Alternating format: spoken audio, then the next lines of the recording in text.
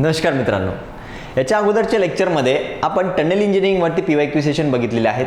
तर या लेक्चरमध्ये आपल्याला एस्टिमेशन अँड कॉस्टिंग याच्यावरती PYQ सेशन बघायचे आहेत.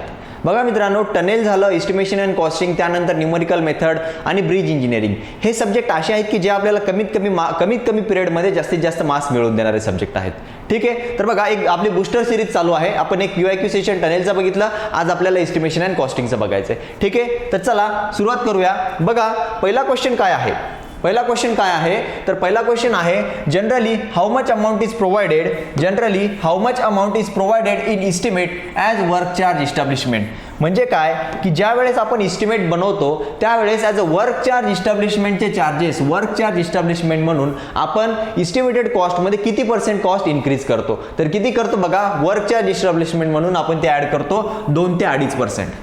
ठीक आहे, आता वर्क चार्ज इस्टॅब्लिशमेंट म्हणजे काय, तर बघा मित्रांनो, जे वर्कर कॉन्ट्रॅक्टर ज्यावेळेस एखाद्या कॉन्ट्रॅक्टरला आपण कॉन्ट्रॅक्ट देतो, ठीक आहे, तर तो कॉन्ट्रॅक्टर लेबर लावून काम करून घेतो.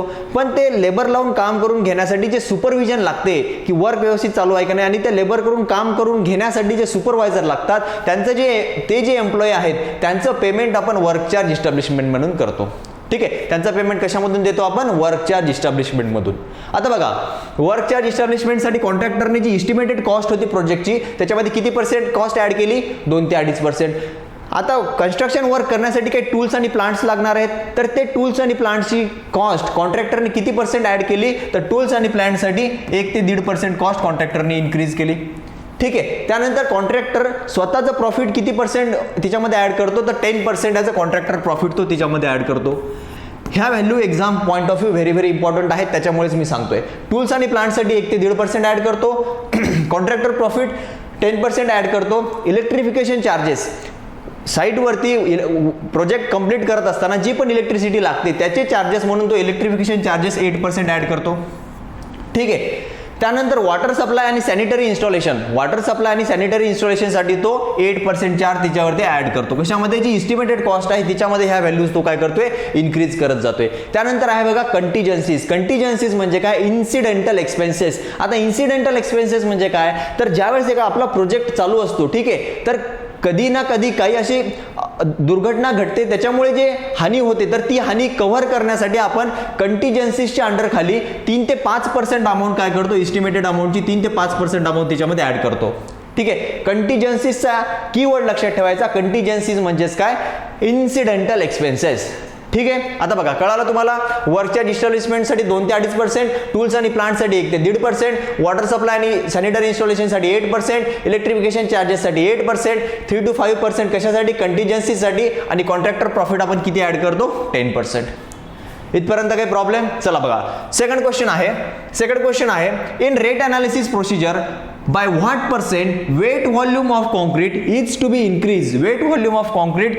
बी इन्क्रीज फॉर ड्राय व्हॉल्यूम. बघा ते काय म्हणते की कॉन्क्रीट जे आहे ते ड्राय व्हॉल्यूम आहे. ठीक आहे, जे वेट व्हॉल्यूम आहे ते वेट व्हॉल्यूम आपल्याला कशामध्ये कन्वर्ट करायचं आहे, ड्राय व्हॉल्यूम मध्ये कन्वर्ट करायचं आहे. तर किती % व्हॉल्यूम आपल्याला इन्क्रीज करावं लागेल.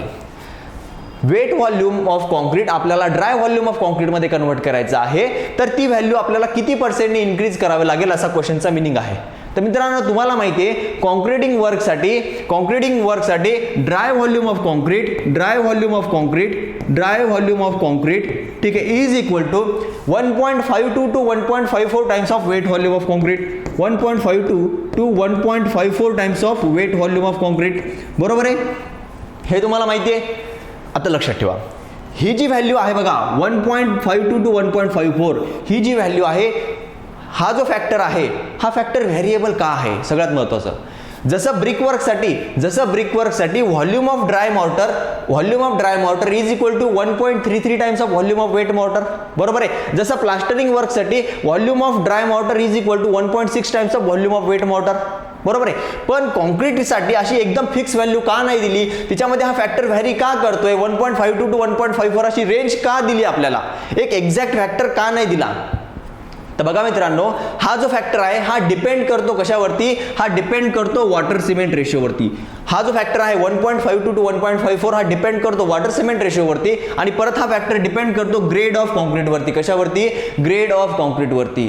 तर मग सर ही जी व्हॅल्यू आहे, हा जे फॅक्टरचं व्हेरिएशन आहे हे फॅक्टरचं व्हेरिएशन कुठला वॉटर सिमेंट रेशो अज्यूम करून दिलेला आहे, तर हा जो फॅक्टर आहे याच्यासाठी आपण जो वॉटर सिमेंट रेशो अज्यूम केलेला आहे तो आहे 0.38. किती आहे?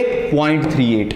त्यानंतर याच्यामध्ये हे जे फॅक्टर दिलेले आहे कशासाठी दिलेले आहेत, तर फॉर मिक्स प्रपोर्शन ऑफ 1:2:4 म्हणजेच किती? M15 grade of concrete. त्याच्यामुळे मित्रांनो हा वॉटर सिमेंट रेशोवरती डिपेंड करतो, ग्रेड ऑफ कॉन्क्रीटवरती डिपेंड करतो. म्हणूनच dry volume of concrete is equal to 1.52 to 1.54 times of wet volume of concrete. ठीक आहे, व्हेरिएबल रेशो आहे. मग तुम्ही 1.54 घेऊन 1.52 घेऊन सॉल्व्ह करा किंवा 1.54 घेऊन सॉल्व्ह करा, काहीही प्रॉब्लेम नाहीये. ठीक आहे. मग बघा मित्रांनो, याच्यावरनं तुम्हाला आन्सर लागेल. सांगा मला, the percentage the wet volume of concrete is to be increase for determining the dry volume. किती पर्सेंट इन्क्रीज करावं लागतं, तर 52% व्हॉल्यूम आपल्याला इन्क्रीज करावं लागतं. किती? 52% व्हॉल्यूम. आता बघा मित्रांनो, तुमच्या डोक्यामध्ये एक प्रश्न निर्माण व्हायला पाहिजे की sir dry volume of concrete आहे, ठीक आहे, ड्राय व्हॉल्यूम ऑफ कॉन्क्रीट आहे, त्याच्यामध्ये ज्यावेळेस आपण पाणी ऍड करतो तर त्याचं व्हॉल्यूम जे आहे ते तर इन्क्रीज व्हायला पाहिजे. कारण की बघा हिच्यामध्ये हे माझं काय आहे, हे माझं ड्राय व्हॉल्यूम ऑफ कॉन्क्रीट आहे. याच्यामध्ये मी पाणी ऍड करतोय म्हणजे मी एक्स्ट्रा व्हॉल्यूम त्याच्यामध्ये ऍड करतोय. बरोबर आहे.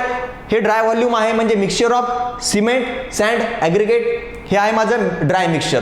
याच्यामध्ये मी पाणी ऍड करतोय म्हणजे एक्स्ट्रा व्हॉल्यूम मी याच्यामध्ये ऍड करतोय. एक्स्ट्रा व्हॉल्यूम ऍड केल्यानंतर सुद्धा वेट व्हॉल्यूमचा कॉन्क्रीट तर इन्क्रीज व्हायला पाहिजे. कळते? ड्राय व्हॉल्यूम मध्ये आपण पाणी जर का एक्स्ट्रा ऍड करतो म्हणजे पाण्याचा व्हॉल्यूम त्याच्यामध्ये ऍड होते, म्हणजे मग वेट व्हॉल्यूमचा कॉन्क्रीट तर ड्राय व्हॉल्यूम पेक्षा जास्त असायला पाहिजे. पण इथे तर उलट होत आहे. इथे काय होत आहे, dry volume of concrete is 1.52 to 1.54 times of wet volume of concrete. म्हणजे ड्राय व्हॉल्यूमचं कॉन्क्रीट म्हणजे ड्राय कॉन्क्रीटचं जे व्हॉल्यूम आहे ते 52% एक्स्ट्रा आहे कशाच्या? वेट व्हॉल्यूम पेक्षा. असं का होते? कन्सेप्च्युअल आहे बघा, खूप कन्सेप्च्युअल आहे. असं का होते, याच्या मागे रिझन काय आहे? याच्या मागे रिझन आहे बघा, ज्या वेळेस आपण या कॉन्क्रीटमध्ये पाणी ऍड करणार, या कॉन्क्रीट ड्राय मिक्सचर आहे बरं का, ड्राय कॉन्क्रीट आहे. ड्राय कॉन्क्रीट म्हणजे फक्त मिक्सचर आहे कशाचं? सिमेंट, सँड आणि ॲग्रिगेटचं मिक्सचर आहे. याच्यामध्ये जेव्हा मी पाणी ऍड करणार तर ज्यावेळेस याच्यामधले जे एअर व्हाईट्स आहेत त्या एअर व्हाईट्सला पाणी काय करेल? रिप्लेस करेल. काही एअर व्हाईट्स पाण्याने काय केले? रिप्लेस केले. आता जे राहिलेले एअर व्हाईट्स आहेत बघा, ज्यावेळेस मी याच्यामध्ये पाणी ऍड केलं तर काही एअर व्हाईट्स पाण्याने रिप्लेस केले. आता मी या मॉटरला काय करणार? या कॉन्क्रीटला मिक्स करणार. ठीक आहे, याला मी मिक्स केलं. याला मिक्स करताना आणखी जे पण व्हॉल्यूम ऑफ एअर होती ती परत एक्सपेल आउट झाली. बरोबर आहे. मला सांगा, कन्सेप्च्युअल क्वेश्चन आहे, मला सांगा ज्या वेळेस एक्सेस अमाऊंट किंवा ज्या वेळेस व्हॉल्यूम ऑफ एअर किंवा ज्या वेळेस एअर रिलीज होते आणि एखादं व्हॉल्यूम डिक्रीज होते त्याला आपण काय म्हणतो? त्याला आपण कॉम्पॅक्शन असं म्हणतो. बरोबर आहे. कॉम्पॅक्शन प्रोसेस होताना एअर जी आहे ती एक्सपेल आउट होते. या ठिकाणी सुद्धा काय होत आहे? मिक्सिंग करताना जी व्हॉल्यूम ऑफ एअर आहे ती एअर सुद्धा एक्सपेल आउट होत आहे. म्हणजे या ठिकाणी कॉम्पॅक्शन होत आहे आणि कॉम्पॅक्शन झाल्यामुळेच व्हॉल्यूम ऑफ ड्राय कॉन्क्रीट जे आहे ते जास्त येते as compare to volume of wet concrete. Understand? समजलं? द रिझन काय आहे? रिझन आहे कॉम्पॅक्शन होते. कॉम्पॅक्शन का होते हे कळालं तुम्हाला? Because of expulsion of the air. ठीक आहे, अंडरस्टँड? हा कन्सेप्ट खूप महत्त्वाचा आहे आणि हा जेन्युइन क्वेश्चन आहे की व्हॉल्यूम ऑफ ड्राय कॉन्क्रीट हा व्हॉल्यूम ऑफ वेट कॉन्क्रीटपेक्षा का जास्त असतो.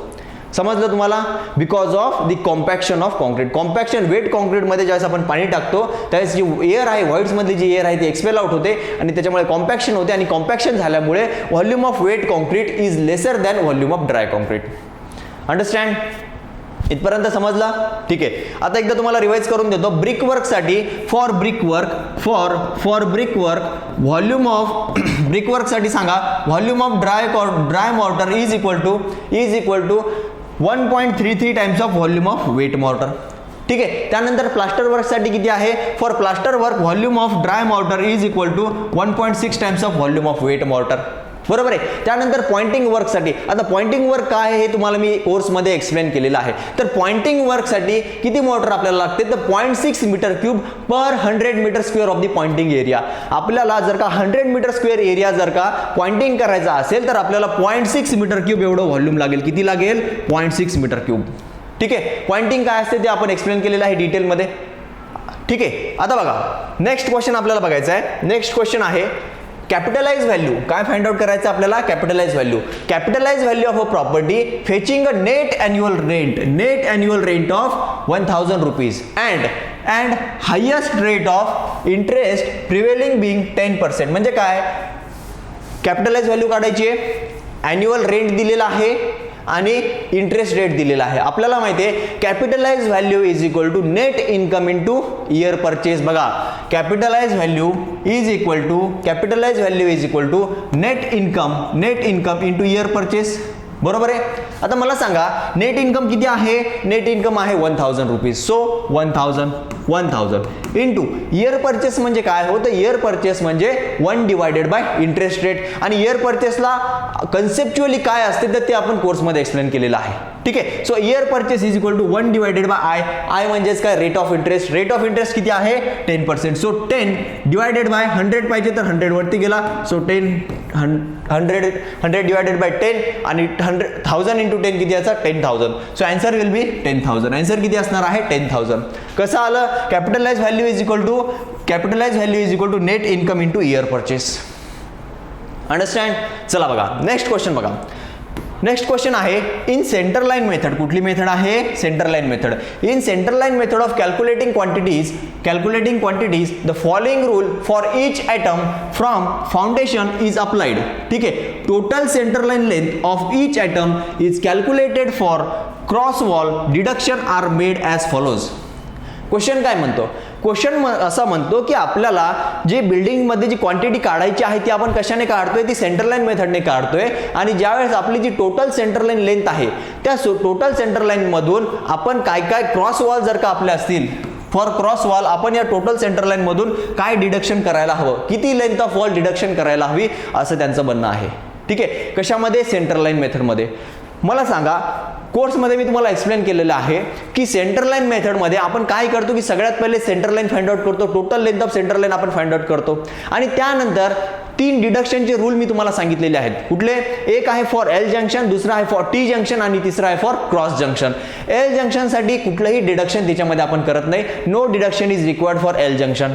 टी जंक्शनसाठी आपल्याला माहिती आहे half of the width of the wall is deducted and cross जंक्शनसाठी full width of the wall is deducted. म्हणजे सेंटर लाईन मेथडमध्ये आपण किती डिडक्शन बघितले तर 3 डिडक्शनचे रूल आपण बघितले. किती, 3 डिडक्शनचे रूल आपण सेंटर लाईन मेथडमध्ये बघितले. ठीक आहे. आता बघा ही माझी काय आहे, वॉल आहे. ही माझी बिल्डिंग, सपोज ही माझं एक रूम आहे आणि या रूमचं हे आउटर वॉल आहे. ठीक आहे. तर इथे पूर्ण एल जंक्शन आहेत. बघा हे पूर्ण एल जंक्शन आहेत. आता जर का याच्यामध्ये मध्येच अशी एखादी वॉल असणार तर हे झालं माझं टी जंक्शन. हे काय झालं, टी जंक्शन. तर टी जंक्शन जर का असेल, बघा इथे काय म्हणते, क्रॉस वॉल म्हणते, फॉर क्रॉस वॉल. म्हणजे अशी एक वॉल आहे आणि अशी एक वॉल आहे, म्हणजे क्रॉस वॉल आहे. म्हणजे कुठलं जंक्शन आहे, टी जंक्शन आहे. आणि मला सांगा टी जंक्शन मध्ये आपण कुठलं डिडक्शन रूल अप्लाय करतो तर for T junction half of the width of the wall is deducted. किती, half of the width of the wall is deducted. So answer is half of the width of the wall is deducted at each junction. म्हणजेच काय की जर का 2 T junction असतील तर दोन्ही ठिकाणी आपल्याला half of the width of the wall deduct करावी लागेल. ठीक आहे, समजलं. आता बघा सेंटर लाईन मेथड बद्दल आणखी एक पॉईंट सांगितला होता की सेंटर लाईन मेथड जी आहे ती आपण जर का आपल्या बिल्डिंगचा शेप सर्क्युलर असेल, ऑक्टागोनल असेल, हेक्झॅगॉन असेल, कसंही असेल तर आपण त्या ठिकाणी सेंटर लाईन मेथड यूज करू शकतो. ठीक आहे, समजलं. चला बघा सेंटर लाईन मेथड जी आहे त्यानंतर मला सांगा बिल्डिंग क्वांटिटीज मेथडमध्ये आणखी अजून जे बिल्डिंगची जी क्वांटिटी आहेत, बिल्डिंगमधली जी क्वांटिटी आहेत ते फाइंड आउट करण्यासाठी अजून कुठल्या मेथड आपण बघितल्या कोर्समध्ये, अजून आपण बघितल्या बघा. एक आहे सेंटर लाईन मेथड, दुसरी आहे PWD मेथड, त्यालाच आपण काय म्हणतो long wall short wall method किंवा इन टू इन और out to out method, in to in किंवा आउट टू आउट मेथड. आता या इन टू इन किंवा आउट टू आउट मेथड जी आहे याला आपण इन टू इन और आउट टू आउट मेथड का म्हणतो हे सुद्धा आपण कोर्समध्ये सांगितलेलं आहे. त्याच्यानंतर जी long wall short wall method आहे त्याला आपण PWD मेथड का म्हणतो हे सुद्धा त्याच्या कोर्समध्ये सांगितलेलं आहे. आणि थर्ड बघा, थर्ड जी आहे आणखी कुठली मेथड आहे बिल्डिंग क्वांटिटीज फाइंड आउट करण्यासाठी, तर आणखी तिसरी मेथड आहे क्रॉसिंग मेथड. तर क्रॉसिंग मेथड सुद्धा आपण एक्सप्लेन केलेली आहे. त्यानंतर क्रॉसिंग मेथड आणि आपली जी सेंटर लाईन मेथड आहे याच्यामध्ये नेमका प्रिन्सिपल डिफरन्स काय आहे ते सुद्धा आपण कोर्समध्ये बघितलेलं आहे. ठीक आहे, चला बघा नेक्स्ट क्वेश्चन आहे which value is obtain by dismantling the building. Which value is obtain by dismantling the building म्हणजेच काय की बिल्डिंग ज्यावेळेस आपण डिसमॅन्टल करतो त्यावेळेस आपल्याला कुठली व्हॅल्यू भेटते, ठीक आहे. तर त्या ज्यावेळेस बिल्डिंग डिसमॅन्टल केल्यानंतर आपल्याला जी व्हॅल्यू मिळते त्याला आपण काय म्हणतो, तर मित्रांनो त्याला आपण स्क्रॅप व्हॅल्यू म्हणतो. काय म्हणतो त्याला? स्क्रॅप व्हॅल्यू म्हणतो. बघा, आफ्टर डिसमॅन्टलिंग म्हणजे बिल्डिंग डिसमॅन्टलिंग केल्याच्या नंतर आपल्याला जी व्हॅल्यू मिळते त्याला आपण स्क्रॅप व्हॅल्यू असं म्हणतो, ठीक आहे. चला बाकीचे ऑप्शन स्टडी करू. बघा, त्यानंतर आहे सॅल्वेज व्हॅल्यू. सॅल्वेज व्हॅल्यू म्हणजे काय की माझी जी बिल्डिंग आहे ती उभी आहे, ती डिसमॅन्टल केलेली नाही, पण तिची जी लाईफ आहे, डिझाईन लाईफ आहे, ती फुलफिल झालेली आहे, डिझाईन लाईफ पूर्ण झालेली आहे. म्हणजेच काय सर, डिझाईन लाईफ म्हणजे काय, तर डिझाईन लाईफ म्हणजे अशा पर्टिक्युलर वर्षानंतर जी बिल्डिंग आपण ज्या पर्पजसाठी कन्स्ट्रक्ट केली होती तो पर्पज ती बिल्डिंग फुलफिल करत नाही, त्याला आपण म्हणतो end of the design life. माझी जी बिल्डिंग आहे ती सपोज मी 50 वर्षासाठी बिल्ड केलेली आहे, 50 वर्षासाठी कन्स्ट्रक्ट केलेली आहे, तर आफ्टर द 50 इयर्स ज्या पर्पजसाठी मी ती बिल्डिंग कन्स्ट्रक्ट केली होती तो पर्पज ती जी बिल्डिंग आहे ती फुलफिल करत नाही. म्हणजेच काय, त्या बिल्डिंगची डिझाईन लाईफ ही खतम झालेली आहे. समजलं का? बिल्डिंगची डिझाईन लाईफ खतम होणे म्हणजे काय, तर ज्या वेळेस एखादी बिल्डिंग ज्या पर्पजसाठी ती बिल्डिंग कन्स्ट्रक्ट केलेली आहे तो पर्पज जर का फुलफिल करत नसेल तर त्याला आपण म्हणतो की त्या बिल्डिंगची डिझाईन लाईफ एंड झालेली आहे, ठीक आहे. तर बघा, बिल्डिंगची डिझाईन लाईफ जर का एंड झालेली आहे पण ती बिल्डिंग उभीच आहे, ती पाडलेली नाहीये, बिल्डिंग उभीच आहे, त्यावेळेस आपल्याला जी व्हॅल्यू त्या बिल्डिंग मधून मिळते त्याला आपण काय म्हणतो, सॅल्वेज व्हॅल्यू असं म्हणतो. बघा, प्रिन्सिपल डिफरन्स आहे. ज्यावेळेस आपण बिल्डिंग डिसमॅन्टल करतो त्यावेळेस आपल्याला बिल्डिंग मधून जी व्हॅल्यू मिळते त्याला आपण स्क्रॅप व्हॅल्यू असं म्हणतो, आणि स्क्रॅप व्हॅल्यू ही जवळपास 10% असते. किती असते? 10% असते. त्यानंतर सॅल्वेज व्हॅल्यू म्हणजे काय की आपल्या बिल्डिंग जी आहे ती बिल्डिंगची डिझाईन लाईफ खतम झालेली आहे पण बिल्डिंग डिसमॅन्टल केलेली नाहीये. आज जर का बिल्डिंग डिसमॅन्टल केलेली नसेल तर जी व्हॅल्यू असेल त्याला आपण काय म्हणतो, सॅल्वेज व्हॅल्यू असं म्हणतो. अंडरस्टँड? ठीक आहे. बघा, त्यानंतर आहे डिस्ट्रेस व्हॅल्यू. आता डिस्ट्रेस व्हॅल्यू म्हणजे काय? बघा, डिस्ट्रेस व्हॅल्यू म्हणजे काय, एखादी प्रॉपर्टी विकणे किंवा विकत घेणे at the lower rate than the market. म्हणजे मार्केटमध्ये जे भाव चालू आहेत त्या भावाच्या कमी आपण जर का एखादी प्रॉपर्टी विकतो किंवा विकत घेतो त्याला आपण डिस्ट्रेस व्हॅल्यू असं म्हणतो. एक्झाम्पल आहे, सध्या युक्रेन आणि रशिया वॉर चालू आहे. युक्रेनमध्ये जी व्हॅल्यू असेल सध्या ती डिस्ट्रेस व्हॅल्यू असेल. म्हणजे लोक काय करतात, लोक सध्याचे युक्रेनमधले जे पीपल आहेत ते काय करतायत, कंट्री सोडून जात आहेत, ठीक आहे. मग ते काय करतात की आपली जी प्रॉपर्टी आहे ती विकत आहेत, ठीक आहे. तर त्याच्यामुळे प्रॉपर्टीची जी व्हॅल्यू आहे ती समोरच्या ज्या दामाला मागते, मार्केटमध्ये जे रेट आहेत त्याच्यापेक्षा कमी दामाला ते मागताय, ठीक आहे. म्हणजे कमी, त्याच्यापेक्षा कमी ते डिमांड करताय आणि त्या व्हॅल्यूला आपण काय म्हणतो, डिस्ट्रेस व्हॅल्यू असं म्हणतो. त्याला आपण काय म्हणतो, डिस्ट्रेस व्हॅल्यू. म्हणजे सिंपल लक्षात ठेवा, एखादी प्रॉपर्टी कमी मार्केट भावापेक्षा कमी भावामध्ये विकत घेणे किंवा विकणे त्याला आपण डिस्ट्रेस व्हॅल्यू असं म्हणतो. त्याला आपण काय म्हणतो, डिस्ट्रेस व्हॅल्यू असं म्हणतो. कीवर्ड काय लक्षात ठेवायचा, कीवर्ड लक्षात ठेवायचा, lower than the market rate. Keyword काय आहे, lower than the market rate. याच्यामध्ये सॅल्वेज व्हॅल्यू मध्ये कीवर्ड काय आहे, कीवर्ड आहे before the dismantle of the building किंवा at the end of the utility life किंवा at the end of the design life, ठीक आहे. याच्यामध्ये स्क्रॅप व्हॅल्यू मध्ये काय आहे की आफ्टर डिसमॅन्टलिंग हा कीवर्ड आहे. त्यानंतर बघा, त्यानंतर आहे बुक व्हॅल्यू. त्यानंतर काय आहे, बुक व्हॅल्यू. आता बुक व्हॅल्यू म्हणजे काय, आपलं गव्हर्नमेंटचं जे अकाउंट बुक आहे त्या अकाउंट बुकमध्ये आपल्या प्रॉपर्टीची जी व्हॅल्यू आहे ती प्रॉपर्टीची व्हॅल्यू त्या अकाउंट बुकमध्ये जी मेन्शन केलेली आहे त्याला आपण काय म्हणतो, बुक व्हॅल्यू असं म्हणतो. सो गव्हर्नमेंटच्या अकाउंटमध्ये आपल्या प्रॉपर्टीची जी व्हॅल्यू मेन्शन केलेली असेल त्याला आपण काय म्हणतो, त्याला आपण बुक व्हॅल्यू असं म्हणतो. आणि बुक व्हॅल्यूचा एक महत्त्वाचा फॉर्म्युला मी तुम्हाला सांगितलेला आहे, book value is equal to original cost minus depreciation cost. काय, original cost, book value is equal to original cost minus depreciation cost. त्याला आपण काय म्हणतो, त्याला आपण बुक व्हॅल्यू असं म्हणतो. खूप महत्त्वाचा फॉर्म्युला आहे, याच्यावरती भरपूर एक्झाममध्ये विचारलेले आहेत, ठीक आहे. क्वेश्चन जे आहे त्याच्यावरती भरपूर एक्झाममध्ये विचारलेले आहेत, ठीक आहे. चला नेक्स्ट क्वेश्चन बघायचा आपल्याला. याचा आन्सर कळाला ना तुम्हाला. डिसमॅन्टल झाल्यानंतर बिल्डिंगची जी व्हॅल्यू असते त्याला आपण काय म्हणतो, स्क्रॅप व्हॅल्यू बनतो. आणि स्क्रॅप व्हॅल्यू किती असते, जवळपास 10%, ठीक आहे. त्यानंतर बघा, नेक्स्ट क्वेश्चन आहे the sanction of detailed estimate. The sanction of detailed estimate. बघा, डिटेल्ड इस्टिमेट वर्ड महत्वाचा आहे. The sanction of detailed estimate, design calculation, quantities of work, rates and cost of work by competent authority is called as. त्याला काय म्हणतो, जे पण आपले design calculation असतील, जे पण आपल्या बिल्डिंगचे जे डिझाईन कॅल्क्युलेशन असतील, ज्या पण टेक्निकल गोष्टी असतात त्या कोण आपल्याला सँक्शन करतात त्या गोष्टी, तर ते करते टेक्निकल सँक्शन. त्याला आपण काय म्हणतो, टेक्निकल सँक्शन. आणि आणि टेक्निकल सँक्शन कोण करते, तर टेक्निकल ऑथॉरिटी जी असते, टेक्निकल डिपार्टमेंट जे आहे ते आपलं टेक्निकल सँक्शन करते. बरोबर आहे. आता बघा याच्यामध्ये शिकवताना, क्लासमध्ये शिकवताना मी तुम्हाला महत्त्वाचे पॉईंट्स लक्षात ठेवायला सांगितले. ते कुठले, की ज्यावेळेस आपल्याला ज्यावेळेस आपल्याला ॲडमिनिस्ट्रेटिव्ह अप्रुव्हल पाहिजे असते, ज्यावेळेस आपल्याला ॲडमिनिस्ट्रेटिव्ह अप्रुव्हल पाहिजे असते, त्यावेळेस आपल्याला ॲप्रॉक्सिमेट इस्टिमेट बनवणं आवश्यक असते. बघा ॲडमिनिस्ट्रेटिव्ह अप्रुव्हलसाठी कुठलं इस्टिमेट लागते, तर ॲप्रॉक्सिमेट इस्टिमेट. ठीक आहे. त्यानंतर टेक्निकल सँक्शनसाठी आपल्याला काय लागते, तर मी सांगितलं टेक्निकल सँक्शन आपल्याला तेव्हाच मिळते ज्यावेळेस आपण डिटेल्ड इस्टिमेट बनवतो. ज्यावेळेस आपण बनवतो त्याच वेळेस आपल्याला टेक्निकल सँक्शन मिळते. बघा मग क्वेश्चनमध्ये क्लिअर मेन्शन होतं डिटेल्ड इस्टिमेट. मग डिटेल्ड इस्टिमेट जसा शब्द तुम्हाला दिसला काय आहे, टेक्निकल सँक्शन. समजला. त्याच्यानंतर टेक्निकल सँक्शनमध्ये जे बिल्डिंगचे जे टेक्निकल डेटा आहे तो सँक्शन करणे म्हणजेच काय, टेक्निकल सँक्शन आहे. ठीक आहे. आणि याच्यामध्ये क्वेश्चनमध्ये सरळ मेन्शन होतं की डिटेल्ड इस्टिमेट आहे, त्याच्यामुळे आपल्याला टेक्निकल सँक्शनसाठी डिटेल्ड इस्टिमेट लागते. So answer is technical sanction. त्यानंतर मी तुम्हाला काय सांगितलं की अप्रॉक्सिमेट इस्टिमेट जे आहे, अप्रॉक्सिमेट इस्टिमेट केल्यानंतरच आपल्याला ॲडमिनिस्ट्रेटिव्ह अप्रुव्हल मिळते. बरं मला सांगा सिक्वेन्स काय आहे. पहिले काय मिळते आपल्याला, सगळ्यात पहिले आपल्याला अप्रॉक्सिमेट इस्टिमेट बनवावा लागतो. अप्रॉक्सिमेट इस्टिमेट बनवल्याच्या नंतर आपल्याला ॲडमिनिस्ट्रेटिव्ह सँक्शन मिळते. ॲडमिनिस्ट्रेटिव्ह सँक्शन मिळवल्याच्या नंतर डिटेल इस्टिमेट बनवतात. डिटेल इस्टिमेट बनवल्याच्या नंतर टेक्निकल सँक्शन मिळते. बरोबर आहे. हे प्रोसेस कळाली. आणि ॲडमिनिस्ट्रेटिव्ह अप्रुव्हल आणि टेक्निकल सँक्शन याच्यामध्ये असते काय, आपलं एक्सपेंडिचर सँक्शन. म्हणजेच काय, एक्सपेंडिचर सँक्शन म्हणजे आपला जो प्रोजेक्ट आहे त्या प्रोजेक्टसाठी निधी मंजूर करणे, त्यालाच आपण काय म्हणतो, expenditure sanction. So administrative approval सगळ्यात पहिले होणार, त्यानंतर एक्सपेंडिचर सँक्शन होणार आणि त्यानंतर टेक्निकल सँक्शन होणार.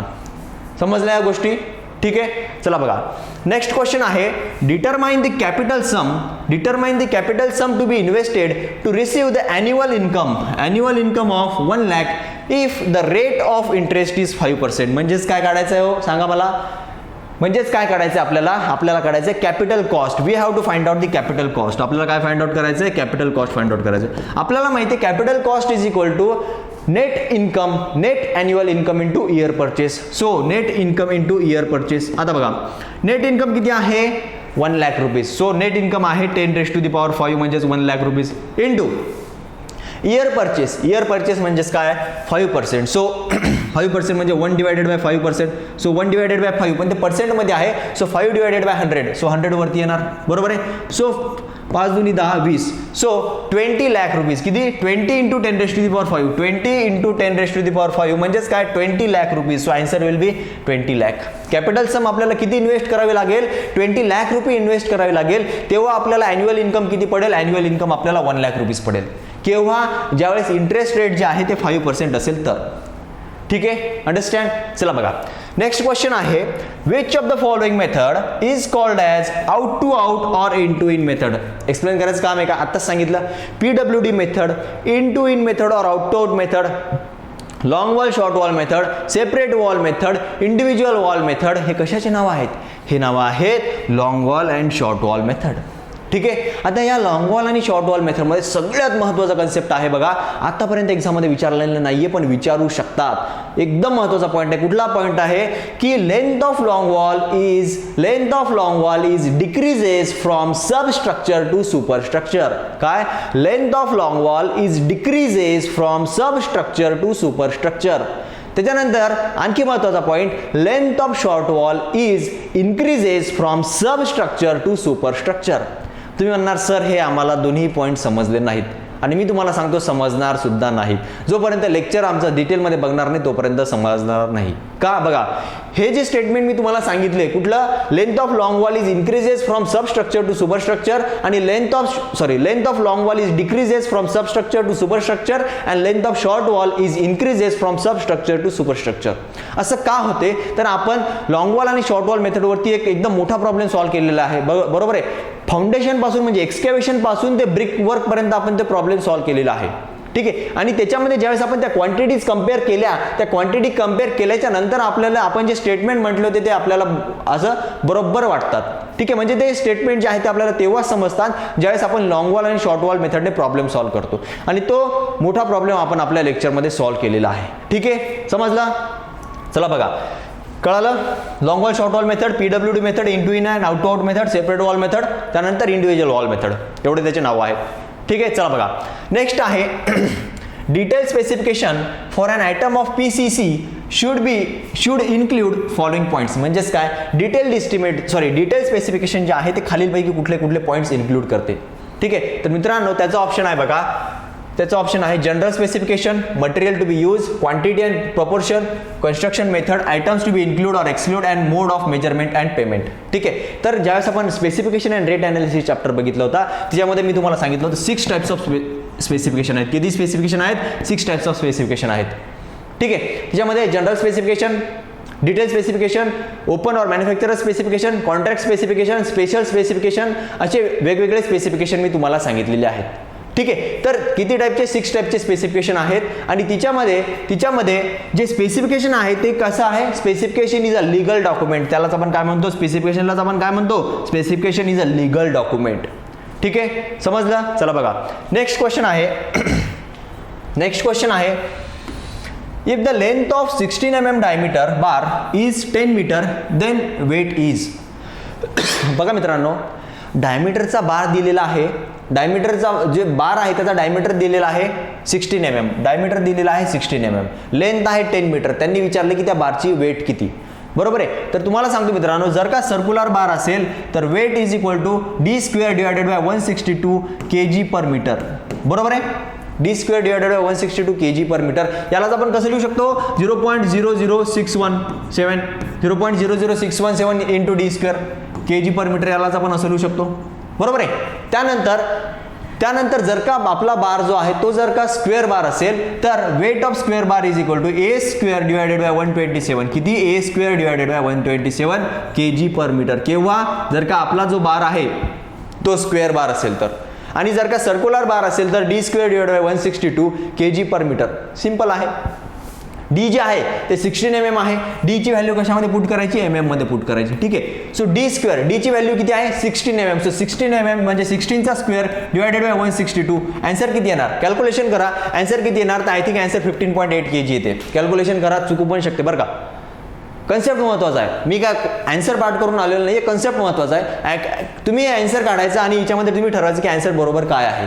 ठीक आहे, बघा काय d² डिवायडेड 162, डी मध्ये 16 चा स्क्वेअर टाकायचा, आन्सर येऊन जाईल. ठीक आहे, हे कशासाठी? सर्क्युलर बारसाठी. आणि स्क्वेअर बार असेल तर a² डिवायडेड बाय 127. अंडरस्टँड? ठीक आहे, चला बघा नेक्स्ट प्रॉब्लेम आहे security deposit is. Security deposit, आता काय क्वेश्चन आहे? Security deposit is. चला बघा, security deposit is deposited at the time of filling of tender, deposited by the contractor whose tender is accepted. बघा आता या क्वेश्चनचा आन्सर काय असेल? आता तुम्हाला मी एक्सप्लेन करतो की व्हॉट इज सिक्युरिटी डिपॉझिट. बघा 2 टाईपचे डिपॉझिट आहेत. एक आहे अर्नेस्ट मनी डिपॉझिट, आणि एक आहे सिक्युरिटी डिपॉझिट. ठीक आहे, बघा खूप महत्त्वाचा कन्सेप्ट आहे बरं का. खूप जास्त म्हणजे एक्झाममध्ये खूप जास्त क्वेश्चन विचारतात.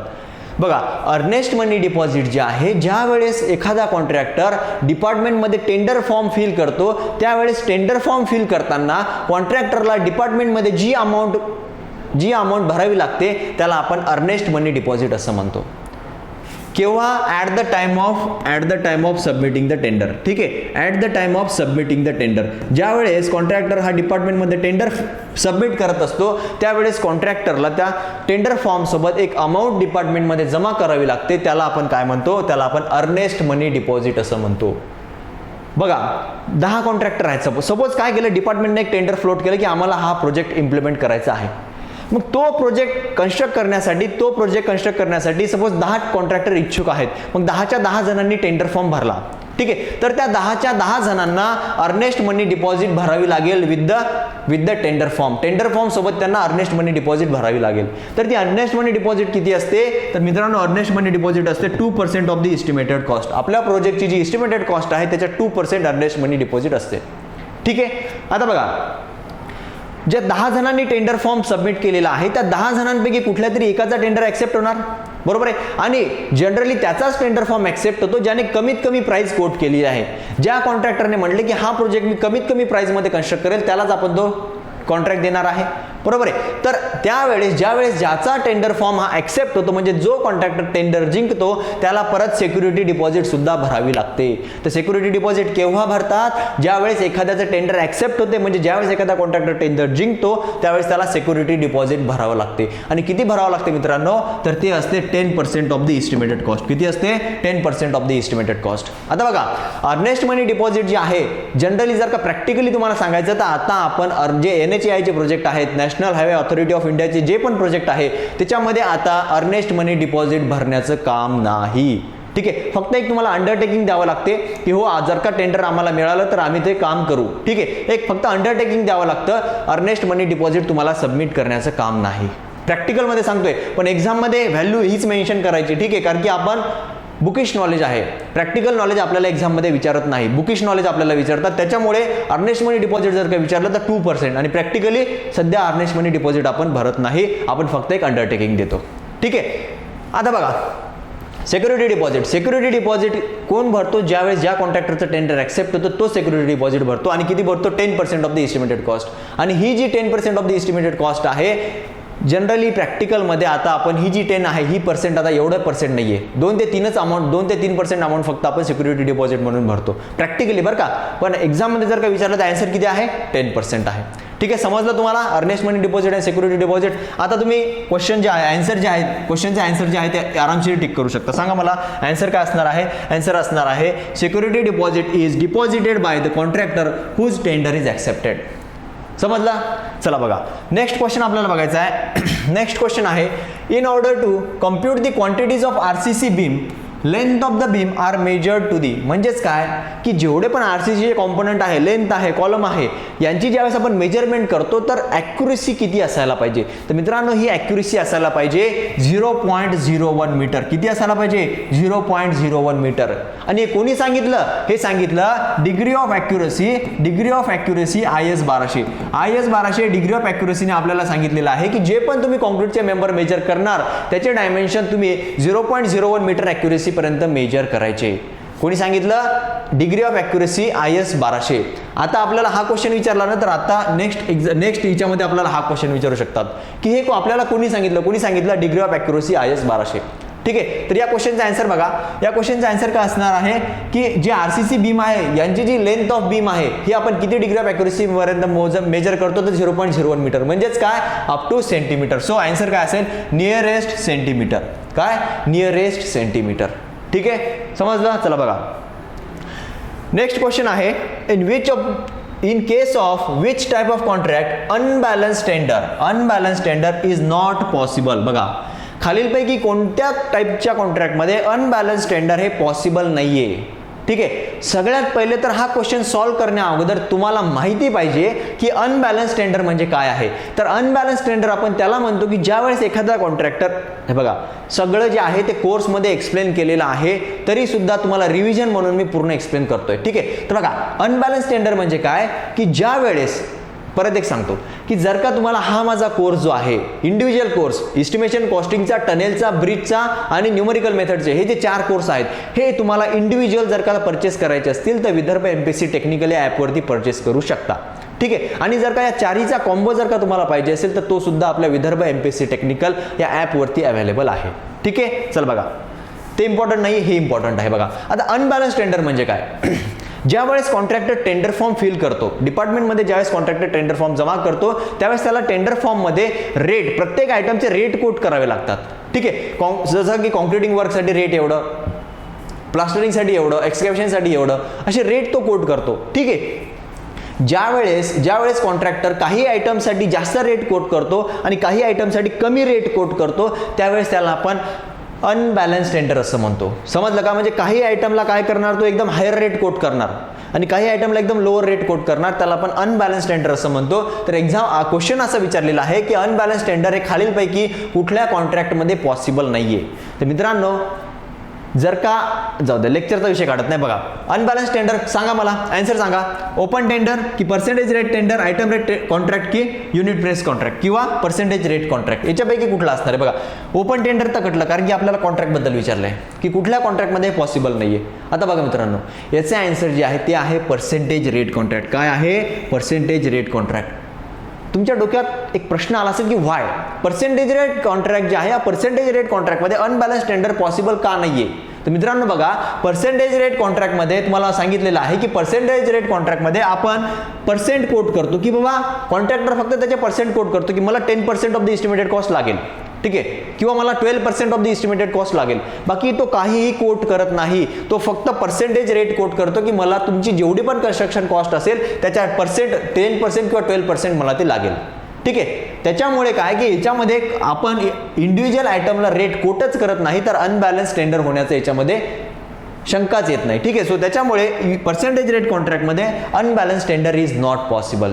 आता युनिट रेट कॉन्ट्रॅक्टमध्ये काय होते की आपण प्रत्येक आयटमचे रेट कोट करतो. जसं की कॉन्क्रीट आहे, कॉन्क्रिटिंग वर्कसाठी सपोज 100 रुपये पर क्युबिक मीटर, ठीक आहे. प्लास्टरिंग वर्कसाठी सपोज 60 रुपये पर क्युबिक मीटर. म्हणजे आपण काय करतो पर मीटर स्क्वेअर, बरोबर आहे. आपण काय करतो की युनिट रेट कॉन्ट्रॅक्टमध्ये रेट कोट करतो. मग कॉन्ट्रॅक्टर काय करू शकतो, काही आयटमला एकदम हाय रेट कोट करू शकतो, काही आयटमला एकदम लो रेट कोट करू शकतो. त्याच्यामुळे अनबॅलन्स टेंडर होऊ शकते, बरोबर आहे. तर अनबॅलन्स टेंडर हे जे आहे पर्सेंटेज रेट कॉन्ट्रॅक्टमध्ये आपण काय करतो, अवॉइड करतो.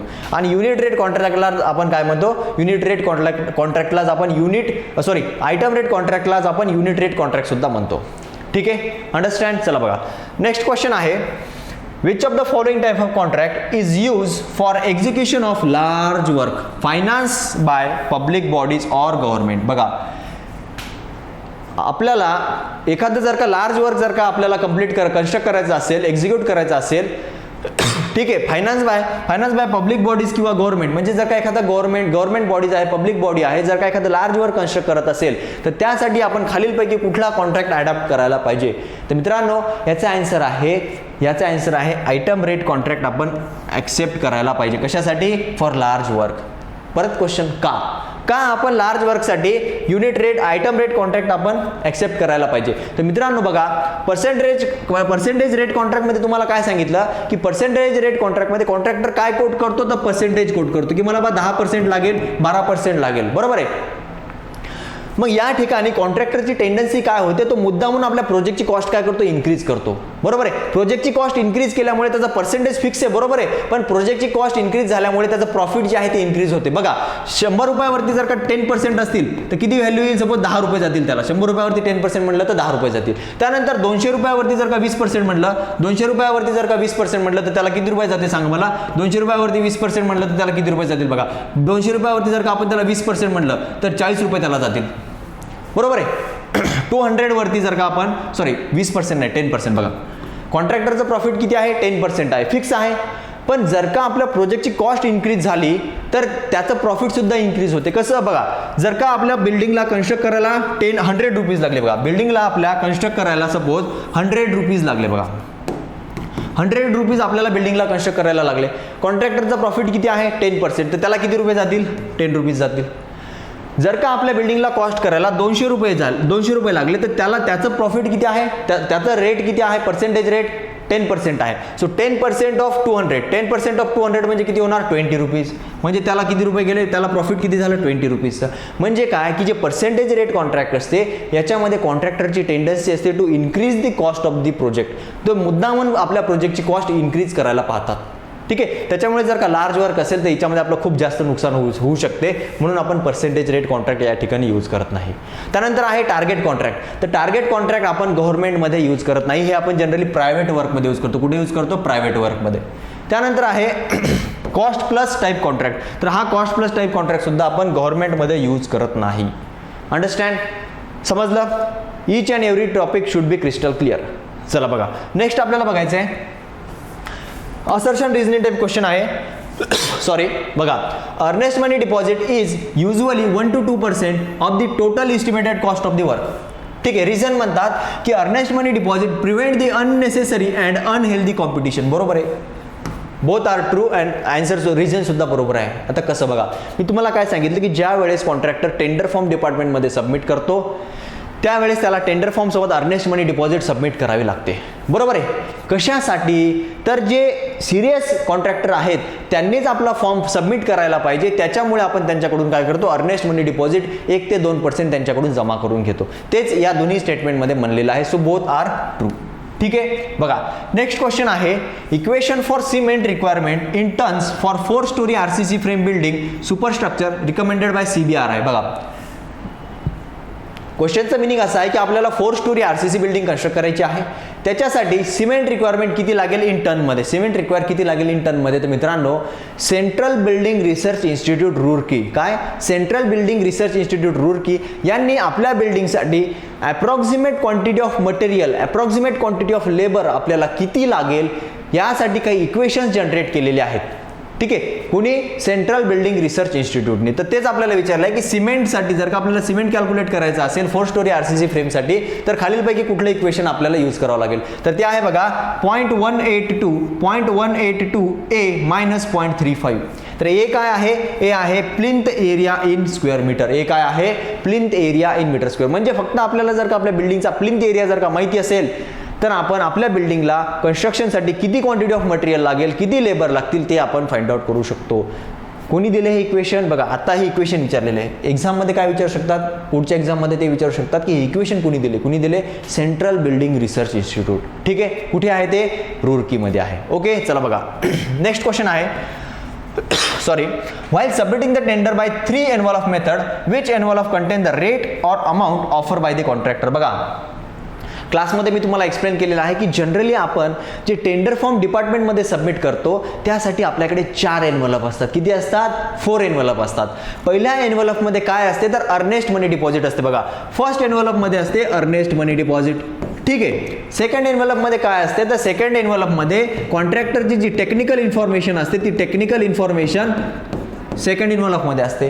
थर्ड इन्व्हॉल्वमध्ये कॉन्ट्रॅक्टरने टेंडर फॉर्ममध्ये जे रेट कोट केलेले असतात म्हणजेच काय थर्ड इन्व्हॉल्वमध्ये टेंडर फॉर्म असतो. थर्ड इन्व्हॉल्वमध्ये काय असतो, टेंडर फॉर्म असतो. म्हणजेच काय rates coated bye the contractor. Contractor जे रेट कोट करतो ते कशामध्ये असतात, टेंडर एनव्हलप नंबर 3 मध्ये. एनव्हलप नंबर 1 मध्ये एनव्हलप नंबर 1 मध्ये Ernest money deposit, envelope number 2 मध्ये technical information of the contractor, envelope number 3 मध्ये rates offer by the contractor.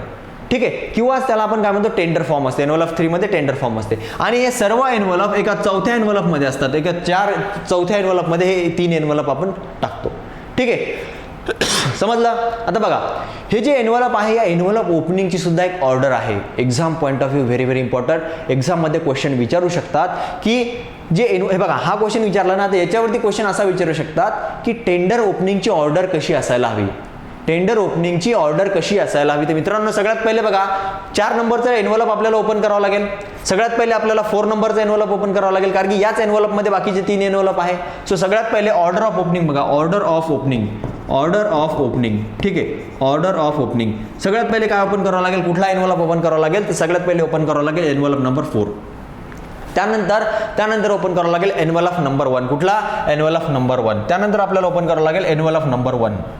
ज्या वेळेस एनव्हलप नंबर 1 ओपन केल्यानंतर ज्यावेळेस आपल्याला त्याच्यामध्ये अर्नेस्ट मनी डिपॉझिट मिळेल त्याच वेळेस डिपार्टमेंट काय करते, सेकंड आणि थर्ड एनव्हलप ओपन करते, नाहीतर ते ओपनच करत नाहीत. जर का पहिल्या एनव्हलपमध्ये त्यांना जर का डिपॉझिट जर का मिळालं नाही, EMD जर का नसेल तर ते सेकंड आणि थर्ड ओपन करत नाहीत. So order of opening is सगळ्यात पहिले 4th एनव्हलप, त्यानंतर फर्स्ट एनव्हलप, त्यानंतर सेकंड एनव्हलप आणि लास्ट नंतर थर्ड एनव्हलप. ठीक आहे, this is the order of opening of envelope. Order of opening of envelope. आपल्याला क्वेश्चन काय विचारला होता, आपल्याला क्वेश्चन विचारला होता की खालीलपैकी कुठल्या एनव्हलपमध्ये रेट्स जे आहेत ते मेन्शन केलेले असतात. तर एनव्हलप नंबर 3 मध्ये जे रेट कॉन्ट्रॅक्टर कोट करतो ते रेट एनव्हलप नंबर 3 मध्ये मेन्शन केलेले असतात. अंडरस्टँड. चला बघा नेक्स्ट क्वेश्चन बघायचा आहे. While writing the specification, following principle shall be adopted. बघा स्पेसिफिकेशन रायटिंग करताना खालीलपैकी कुठले प्रिन्सिपल आपण अडॉप्ट करायला पाहिजे. बघा डिस्क्रिप्शन ऑफ मटेरियल यस असायलाच पाहिजे. वर्कमॅनशिप, टूल्स आणि प्लांट यस, कशा पद्धतीने काम करायला पाहिजे, टूल आणि प्लांट कुठले यूज करायला पाहिजे हे सुद्धा मेन्शन असणं गरजेचं आहे.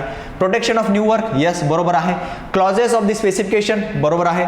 एक्सप्रेशन हे सुद्धा बरोबर आहे. So all of the above हे जे आहे ते टेंडरमध्ये असणं गरजेचं आहे. ठीक आहे, चला बघा नेक्स्ट क्वेश्चन आपल्याला बघायचा आहे. Purpose of rate analysis. बघा purpose of rate analysis. Rate अनालिसिसचा पर्पज काय आहे. बघा रेट अनालिसिसचा सगळ्यात महत्त्वाचा पर्पज आहे to find out the current rate of item. जे आपण आपले कन्स्ट्रक्शन आयटम आहेत त्यांचं करंट रेट फाइंड आउट करणे हा महत्त्वाचा फंक्शन आहे किंवा महत्त्वाचा पर्पज आहे. कशाचा, रेट अनालिसिसचा. त्यानंतर आहे बघा, त्यानंतर की कॉन्ट्रॅक्टरने टेंडर फॉर्ममध्ये जे रेट कोट केलेले आहेत ते रेट क्रॉस व्हेरीफाय करण्यासाठी, म्हणजे की त्याने जे रेट कोट केलेले आहेत ते बरोबर आहेत की नाही ते रेट क्रॉस व्हेरीफाय करण्यासाठी आपण रेट अनालिसिस करतो. ठीक आहे. त्याच्यानंतर लेबर आपल्याला किती लागेल, मटेरियल किती लागेल हे सुद्धा फाइंड आउट करण्यासाठी आपण रेट अनालिसिस करतो. आणि त्यानंतर लेबर कॉन्ट्रॅक्ट रेट फिक्स करण्यासाठी सुद्धा आपण रेट अनालिसिस करतो. ठीक आहे. सो बघा रीड करू आपण एक एक point. To determine the current rate, बरोबर आहे, एकदम बरोबर. To examine the viability of rates offer by the contractor, yes, कॉन्ट्रॅक्टरने जे रेट टेंडरमध्ये ऑफर केलेले आहेत ते चेक करण्यासाठी, की त्याने क्रॉस चेक करण्यासाठी त्याने खरंच ते रेट जेन्युइन आहेत की नाही आहेत. ठीक आहे. त्यानंतर to calculate the quantity of material and labour, बरोबर आहे. त्यानंतर आहे to fix up the labour contract rate, हे हा सुद्धा पॉईंट बरोबर आहे. So all of the ABCD are the correct. ठीक आहे, समजलं. चला बघा, the usual practice of bending of a bar near the support at an angle of, सोपा क्वेश्चन आहे एकदम. ठीक आहे, एकदम सोपा क्वेश्चन आहे. किती आहे सांगायचा आन्सर किती आहे तर 45 डिग्री बेंड करतो. सपोर्ट जवळ आपण किती अँगलने बेंड करतो तर 45 डिग्रीने अँगल बेंड करतो. आणखी चला याच्यावरूनच एक क्वेश्चन निघतो की आरसीसी मध्ये जे स्टिरप्स आपण प्रोव्हाइड करतो बीममध्ये, हे जे स्टिरप्स असतात प्रोव्हाइड आपण बीममध्ये, तर हा जो अँगल आहे हा कितीचा असतो सांगा, 45 डिग्री किंवा 135 डिग्रीचा अँगल असतो. किती असते, 45 किंवा 135 डिग्रीचा अँगल असतो. आणि त्या ठिकाणी या ठिकाणी काय म्हणतात की सपोर्टमध्ये जे अँगल आपण जनरली बेंड करतो ते कितीचा असतो, 45 डिग्रीचा असतो. ठीक आहे, अंडरस्टँड. चला बघा नेक्स्ट बघायचं आपल्याला, for painting corrugated sheet, for painting corrugated steel sheet, बघा for painting corrugated steel sheet surface shall be measured flat and area work out shall be increase bye.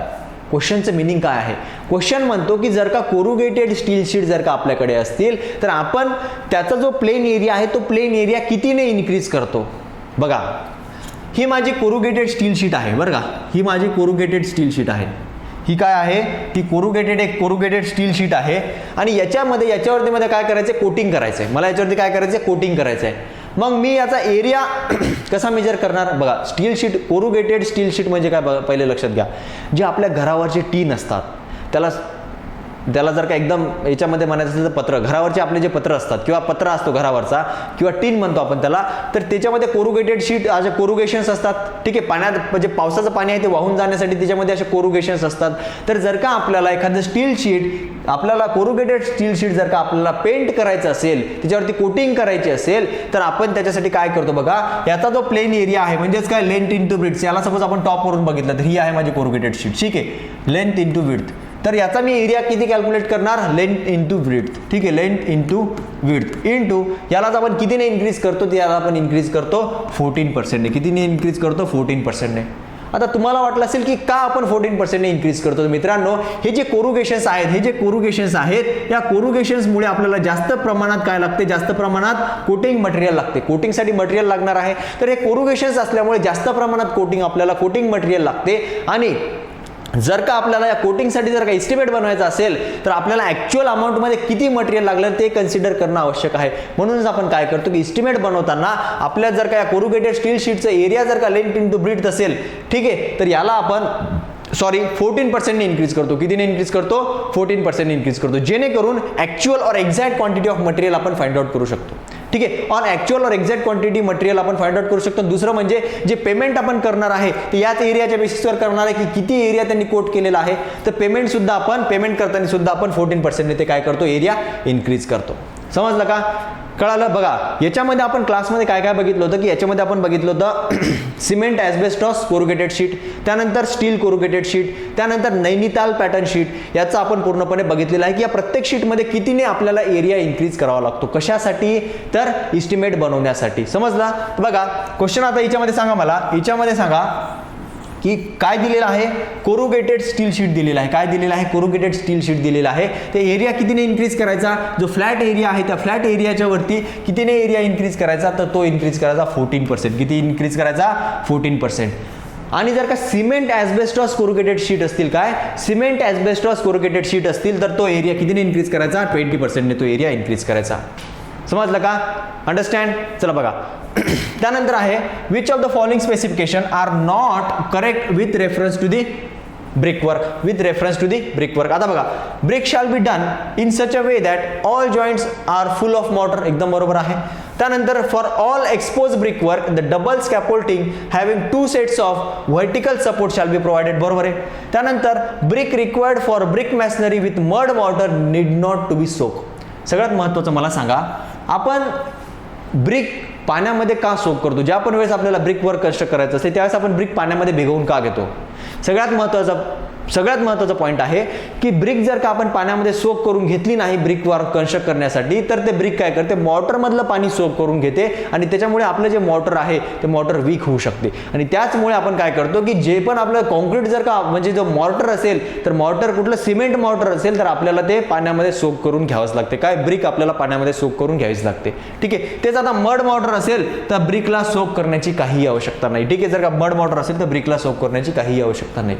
आता स्कॅफोल्डिंग बघा, स्कॅफोल्डिंग बद्दल मी माझ्या लेक्चरमध्ये डिटेलमध्ये सांगितलेलं आहे. सिंगल स्कॅफोल्डिंग, डबल स्कॅफोल्डिंग, सिंगल स्कॅफोल्डिंग कुठे यूज करतात, डबल स्कॅफोल्डिंग कुठे यूज करतात, हे सगळं मी मेन्शन केलेलं आहे. ठीक आहे. ठीक आहे. ते इथे काही मी मेन्शन करत नाही. बघा, तर आन्सर काय असणार आहे, ABCD all of the answer आहेत. ABCD आन्सर आहेत. बघा, याच्यामध्ये which of the following is not correct, कुठलं करेक्ट नाहीये, तर करेक्ट बघा, नॉट करेक्ट आहे बरं का. कुठलं नॉट करेक्ट म्हणजे कुठलं चुकीचं आहे, कुठलं चुकीचं आहे, तर सगळे बरोबर आहेत. So none of the above, कारण की सगळे बरोबर आहेत. ABCD both all are the correct. ठीक आहे. चला बघा, नेक्स्ट आहे which of the following specification are not correct. बघा, परत आहे म्हणजेच काय, चुकीचं क्वेश्चन विचारत आहे, म्हणजे चुकीचं स्टेटमेंट आपल्याला याच्यामध्ये सांगायचं आहे. Which of the following is not correct with reference to the brickwork. ठीक आहे. ऍक्च्युली हे क्वेश्चन आपण नेमका सॉल्व्ह केलेला आहे. त्यानंतर बघा, द नॉमिनल लीड आणि लिफ्ट, द नॉमिनल लीड आणि lift allowed for earth work in excavation of foundation are. जे स्टँडर्ड लीड आहे आणि लिफ्ट आहे ते किती आहे, स्टँडर्ड लीड आहे 30 मीटर आणि स्टँडर्ड लिफ्ट आहे 1.5 मीटर. आता लीड आणि लिफ्ट काय आहे ते कोर्समध्ये सांगितलेलं आहे. परत एकदा सांगतो की लीड म्हणजे काय, की आपल्याला जो आपला एक्सकॅव्हेशन पीट असतो आणि जो डिपॉझिटेड पीट असतो या दोघांमधलं जे डिस्टन्स असते, सेंटर टू सेंटर जे डिस्टन्स असते त्याला आपण लीड असं म्हणतो. म्हणजेच काय की कुठून एक्सकॅव्हेट करायचं आणि कुठपर्यंत न्यायचं आहे त्या दोघांमधलं जे डिस्टन्स आहे त्याला आपण लीड असं म्हणतो. ठीक आहे. त्यानंतर लिफ्ट म्हणजे काय की कुठल्या हाईटवरून आपल्याला कुठल्या हाईटपर्यंत आपलं जे मटेरियल आहे ते आपल्याला पोहोचवायचं आहे त्याला आपण काय म्हणतो, त्याला आपण लिफ्ट असं म्हणतो. त्याला आपण काय म्हणतो, लिफ्ट असं म्हणतो. तर बघा, स्टँडर्ड लीड आहे 30 मीटर, स्टँडर्ड लीड आहे 30 मीटर आणि स्टँडर्ड लिफ्ट आहे 1.5 मीटर. ठीक आहे. आता बघा, याचा पर्पज कुठे होतो, बघा याचा यूज कुठे होतो. जर का एखादा मजदूर आहे, त्या मजदूराला जर का आपलं मटेरियल वाहून न्यायचं आहे, तर जर का त्याचं डिस्टन्स हे 30 मीटरपेक्षा जास्त असेल तर त्याला जास्त चार्जेस आपल्याला प्रोव्हाइड करावे लागतील. कारण की स्टँडर्ड लीड किती आहे, 30 मीटर आहे. म्हणजे 30 मीटरपर्यंत no extra charges are given, but 30 metre नंतर आपल्याला त्याला एक्स्ट्रा चार्जेस द्यावे लागतील. तेच जर का आपली लिफ्ट जी 1.5 मीटरपेक्षा जास्त असेल तर इस्टिमेट बनवताना आपल्याला हे लीड आणि लिफ्टचा कन्सिडर करावं लागेल. समजलं. कारण की लीड आणि लिफ्ट किती आहे त्याच्या दृष्टिकोनातूनच लेबर चार्जेस ठरतील. बरोबर आहे. त्याच्यामुळे एस्टिमेट बनवताना याचा सुद्धा वापर होतो. ठीक आहे. आणि लिफ्ट जे आहे, लिफ्ट 1.5 मीटर स्टँडर्ड लिफ्ट आहे आणि लीड जे आहे, लीड जर का 500 मीटरपर्यंत असेल किंवा 500 मीटर ते 5 किलोमीटरपर्यंत असेल तर लीड किती असायला पाहिजे हे आपण कोर्समध्ये मेन्शन केलेलं आहे. ठीक आहे. चला बघा, नेक्स्ट आहे which method of depreciation is suitable for finding the depreciation of building having a life of 100 year. तर याच्यामध्ये आहे स्ट्रेट लाईन मेथड.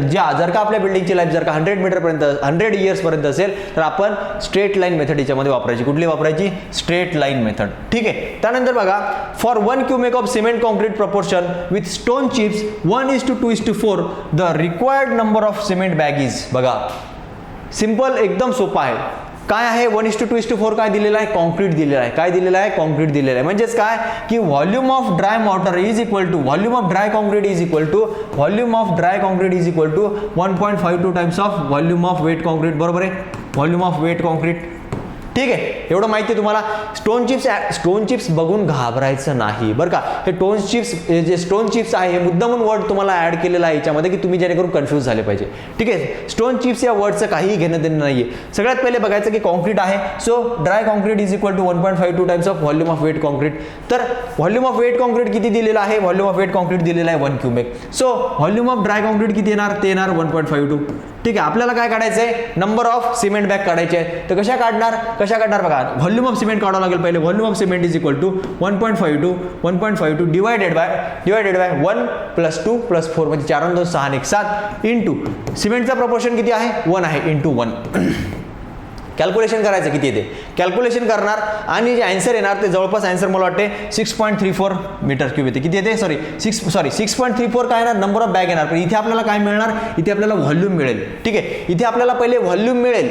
इथे काय येणार, हे व्हॉल्यूम येणार आणि या व्हॉल्यूमला ज्या वेळेस volume of one bag of cement, volume of one bag of cement किती आहे, volume of one bag of cement आहे 0.035 मीटर क्यूब. किती आहे, 0.035 मीटर क्यूब. मग हे जे व्हॉल्यूम येणार या व्हॉल्यूमला आपण 0.035 ने डिवाइड करणार, तेव्हा आपल्याला number of bags of cement मिळेल आणि ते आन्सर येणार 6.34. किती येणार, 6.34. कळालं का, कसं काढलं, कळालं का. ठीक आहे, जे व्हॉल्यूम येणार इथे व्हॉल्यूम येणार आणि व्हॉल्यूमला आपण डिवाइड केलं 0.035, that is volume of one bag of cement. त्याच्यावरून आपल्याला number of bags of cement मिळतील. ठीक आहे, आपल्या कोर्समध्ये आपण याच्यावरती प्रत्येक याच्यावरती प्रॉब्लेम सॉल्व्ह केलेला आहे. कशावरती सॉल्व्ह केलेला आहे बघा, आपण कॉन्क्रिटिंगवरती प्रॉब्लेम घेतलेले आहेत, त्याच्यानंतर पॉइंटिंगवरती घेतलेले आहेत, ब्रिक वर्कवरती घेतलेले आहेत, पेंटिंगवरती घेतलेले आहेत, कोटिंगवरती घेतलेले आहेत. सगळ्या याच्यावरती आपण प्रॉब्लेम सॉल्व्ह केलेले आहेत आपल्या कोर्समध्ये. ठीक आहे, चला बघा नेक्स्ट आपल्याला काय बघायचं आहे, नेक्स्ट आपल्याला बघायचं आहे की आपली जी ऑनलाईन मेन्स बॅच आहे, आपली जी ऑनलाईन मेन्स बॅच आहे त्याच्याबद्दल आपल्याला बघायचं आहे. ठीक आहे, आपण भरपूर क्वेश्चन बघितले आणि आय होप की तुम्हाला मी खूप जास्त इन्फॉर्मेशन दिलेली आहे. ठीक आहे, एका क्वेश्चन मागे मी भरपूर एक्सप्लेनेशन तुम्हाला दिलेलं आहे. ठीक आहे, तर बघा आपली ऑनलाईन इंजिनिअरिंगची जी मेन्स आहे MES मेन्स, त्या MES मेन्ससाठी आपण ऑनलाईन बॅच स्टार्ट करत आहे. ठीक आहे, तिच्यामध्ये आपले लाईव्ह डाऊटफुल सेशन असतील की जर का आपलं तुम्हाला डाऊट येणार, बरोबर आहे, काही ना काही डाऊट येणार, तर ते डाऊट सॉल्व्ह करण्यासाठी आपले लाईव्ह सेशन सुद्धा असतील, फक्त डाऊट क्लिअरिंग सेशन. ठीक आहे, लाईव्ह सेशन्स असतील. ठीक आहे, तर बघा आपल्या मेन्सच्या टीममध्ये कोण आहेत, तर अक्षय सर आहेत, मी आहे आणि गौरव सर आहेत. ठीक आहे, यांचं प्रोफाईल तुम्ही वाचू शकता. तर बघा आपला जो कोर्स आहे या कोर्सचे वैशिष्ट्य काय आहेत बघा, आपला जो कोर्स आहे याचे वैशिष्ट्य बघा म्हणजे याचे फीचर्स काय बघा, की सगळे गॅझेटेड ऑफिसर आहेत. ठीक आहे, प्रिंटेड नोट्स मिळतील आणि त्यानंतर बघा याच्यामध्ये ऍड करायचं आपल्याला, याच्यामध्ये ऍड करायचं की live doubt session will be conducted. ठीक आहे, लाईव्ह डाऊट सेशन आपण काय करणार, त्याच्यामध्ये कंडक्ट करणार आहे. ठीक आहे, आणि आपला हा कोर्स जो आहे तो अपलोड झालेला आहे कशावरती, विदर्भ MPSC टेक्निकल हे ॲप आहे, या ॲपवरती आपला कोर्स आपला कोर्स म्हणजे अपलोड केलेला आहे. ठीक आहे, तिथे तुम्हाला आपला कोर्स हा मिळून जाईल. त्यानंतर बघा शॉर्ट नोट्स सुद्धा मिळतील तुम्हाला. शॉर्ट नोट्स जे आहेत त्या शॉर्ट नोट्स तुम्हाला वेल डिटेल शॉर्ट नोट्स प्रोव्हाइड करण्यात येतील. त्याच्यानंतर काय आहे की मॉक इंटरव्ह्यू सुद्धा आपण त्याच्यामध्ये कंडक्ट करू आणि PYQ सेशन सुद्धा तुम्हाला प्रोव्हाइड केले जातील. ठीक आहे, आणि त्याच्यानंतर जे मोस्ट एक्सपेक्टेड MCQ सेशन आहेत ते सुद्धा तुम्हाला याच्यामध्ये ॲपमध्ये प्रोव्हाइड करण्यात येतील. ठीक आहे, तर आपल्याला हा कोर्स जर का तुम्हाला परचेस करायचा असेल तर विदर्भ MPSC टेक्निकल वरती तुम्ही व्हिजिट करू शकता. ठीक आहे, आणि माझा जर का एकट्याचा जर का कोर्स तुम्हाला परचेस करायचा असेल, कुठला, फक्त 4 कोर्स तुम्ही सिंगल परचेस करू शकता. Estimation, costing, bridge, tunnel engineering आणि न्यूमेरिकल मेथड, हे 4च कोर्स तुम्ही इंडिव्हिज्युअल परचेस करू शकता आपल्या विदर्भ MPSC टेक्निकल या ॲपवरती. ठीक आहे मित्रांनो, तर आज पुष्कळ वेळ झालेला आहे. तर बाकीचे जे राहिलेले PYQ आहेत ते आपण नेक्स्ट लेक्चरमध्ये कंटिन्यू करूया. तोपर्यंत धन्यवाद.